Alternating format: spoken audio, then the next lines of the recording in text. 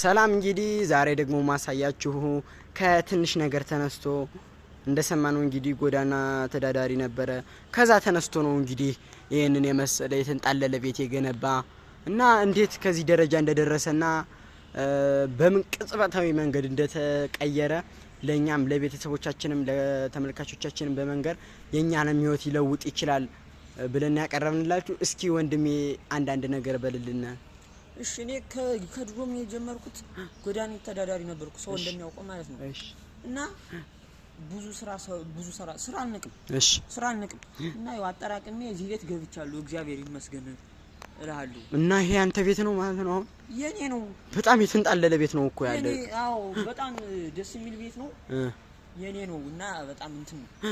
በጣም አሪፍ አድርጎ ነው የሰራልኝ ራሱ። እሺ በቃ አሪፍ ነው።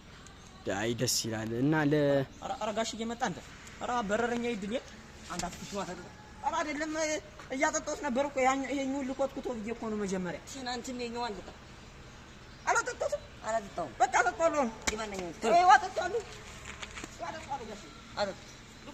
እና እንጂ ወዴት ነው? ምንድነው?